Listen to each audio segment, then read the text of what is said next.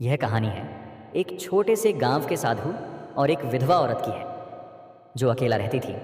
और साधु ने कैसे अपने जाल में फंसाकर विधवा औरत को गर्भवती किया। गांव के किनारे एक छोटा सा घर था जहां एक विधवा महिला गौरी रहती थी।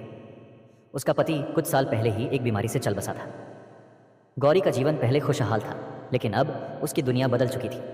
जब से उसके पति का निधन हुआ था, वह समाज से लगभग अकेली हो गई थी। गांव के लोग उसे एक ऐसे व्यक्ति के रूप में देखते थे जो अब जीवन में कोई उत्साह नहीं रखती और उसका अस्तित्व सिर्फ दीनहीन था। लोगों की नज़रों में उसकी कोई कीमत नहीं थी, सिवाय इसके कि वह एक विधवा थी।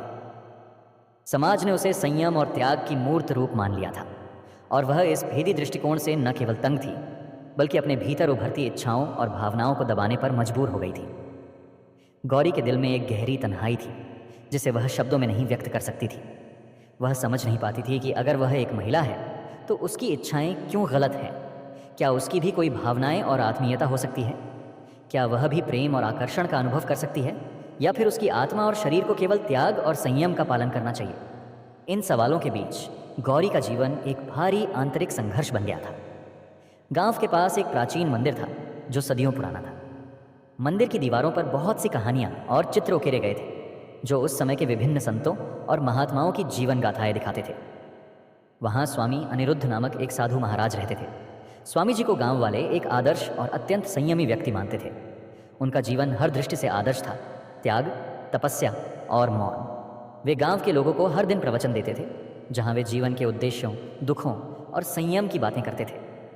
वे हमेशा यह सिखाते थे कि सांसारिक इच्छाएं और मोह आत्मिक उन्नति में विघ्न डालते हैं और हमें संयम की राह अपनानी चाहिए। गौरी ने कई बार सुना था कि स्वामी अनिरुद्ध के प्रवचन सुनने से जीवन की बहुत सी उलझनों को हल किया जा सकता है। एक दिन वह अपने मन की उथल पुथल को शांत करने के लिए मंदिर गई। उसकी उम्मीद थी कि शायद स्वामी जी के शब्दों में उसे कोई शांति मिल सके। वह वहां बैठी और ध्यान से स्वामी जी की बातों को सुना। स्वामी जी की बातें उसके दिल में गहरी उतर रही थीं, लेकिन साथ ही उसने यह भी महसूस किया कि कहीं ना कहीं उसकी आत्मा में एक खालीपन था जिसे केवल शांति और संयम से नहीं भर सकता था। गौरी को एक दिन स्वामी अनिरुद्ध से व्यक्तिगत रूप से बात करने का अवसर मिला। स्वामी जी ने उसकी आंखों में गहरी सोच और उदासी को देखा और उसे पास बुलाया। गौरी, तुम दिन प्रतिदिन यहाँ आती हो, लेकिन क्या तुमने कभी अपने दिल की आवाज़ को सुना है? स्वामी जी ने पूछा।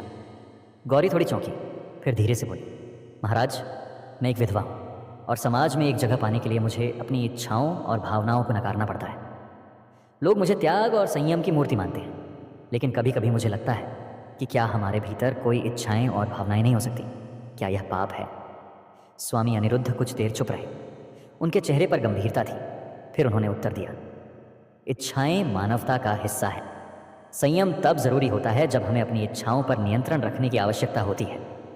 हम संसार से जितना मोह छोड़ते हैं उतना ही आत्मिक उन्नति की ओर बढ़ते हैं। लेकिन इसका यह अर्थ नहीं कि हमारी हर भावना गलत है। हमें समझने की ज़रूरत है कि जब हम अपनी इच्छाओं को बिना किसी हानि के संतुलित रूप में जीते हैं तो यही जीवन का सही मार्ग होता है। गौरी की आंखों में नई समझ की झलक थी। वह महसूस करने लगी कि शायद उसकी इच्छाएं और भावनाएं भी उसकी मानवता का हिस्सा हैं। उसकी तन्हाई और संघर्ष का कोई उत्तर है, और स्वामी जी के शब्दों में उसे एक नई दिशा मिल रही थी। समय के साथ गौरी और स्वामी अनिरुद्ध के बीच संवाद बढ़ने लगा। गौरी अक्सर स्वामी जी से मिलती और अपने जीवन के संघर्षों को साझा करती। वह समझने लगी कि स्वामी जी का जीवन केवल संयम का आदर्श नहीं, बल्कि वह किसी और चीज़ को भी दिखा रहे थे। वह थे मानवता और उसकी जटिलताओं के साथ समझौता। स्वामी जी के पास हमेशा उसे मार्गदर्शन देने के लिए कुछ न कुछ था, लेकिन गौरी के भीतर एक अजीब सा आकर्षण भी था जो स्वामी जी के प्रति धीरे धीरे विकसित हो रहा था। वह उन्हें एक आदर्श के रूप में देखती थी, लेकिन साथ ही उनका स्थिर और शांत व्यक्तित्व उसे एक अज्ञात शक्ति की तरह महसूस होता था। स्वामी अनिरुद्ध के भीतर भी कुछ बदलाव आने लगे थे। वह गौरी की मासूमियत, उसकी सरलता और उसकी पीड़ा को महसूस कर रहे थे। उन्होंने ध्यान से देखा कि गौरी के भीतर भी वही मानव इच्छाएं हैं जो उनके भीतर होती, लेकिन वह उसे अपने रूप में प्रकट करने से डरती थी। इस अंतरात्मिक संघर्ष ने स्वामी जी को कई बार उलझन में डाल दिया। एक दिन गांव में तेज बारिश हो रही थी। गौरी मंदिर में अकेली बैठी थी और स्वामी अनिरुद्ध ने देखा कि वह ठंडी से कांप रही थी। वह उसे अपने आश्रम में ले आए और उसे गर्म कपड़े दिए। उस रात दोनों के बीच गहरे संवाद का सिलसिला शुरू हुआ। गौरी ने स्वामी जी से कहा, महाराज, आप हमेशा संयम की बात करते हैं, लेकिन मैं एक महिला हूं और मेरी इच्छाएं भी हैं। क्या यह गलत है कि मैं इन इच्छाओं को महसूस करती हूँ? स्वामी अनिरुद्ध कुछ देर तक चुप रहे। उनका मन संघर्ष में था, क्योंकि वह जानते थे कि उनका जीवन भर का आदर्श, जो संयम और त्याग का था, अब एक चुनौती के रूप में सामने आ रहा था। गौरी के सवाल ने उनकी आत्मिक यात्रा को परखने का मौका दिया। वे यह महसूस कर रहे थे कि इच्छाएं और भावनाएं केवल मानव स्वभाव का हिस्सा हैं और उन्हें नकारने के बजाय समझने की आवश्यकता है। गौरी ने कहा, महाराज, हम दोनों इंसान हैं, क्या हमें अपना दर्द और अकेलापन नहीं बांटना चाहिए? यह सवाल स्वामी अनिरुद्ध के भीतर एक गहरी हलचल पैदा कर गया। वह यह समझने लगे कि संयम केवल एक बाहरी आदर्श नहीं हो सकता, बल्कि यह आंतरिक संतुलन की बात है। अगले दिन स्वामी अनिरुद्ध ने गौरी से कहा, गौरी, जो हुआ वह स्वाभाविक था, लेकिन मुझे अपने मार्ग पर लौटना होगा।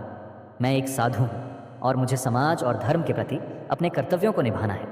मैं तुम्हारी भावनाओं को समझता हूँ, लेकिन मुझे अपने मार्ग पर वापस लौटना होगा।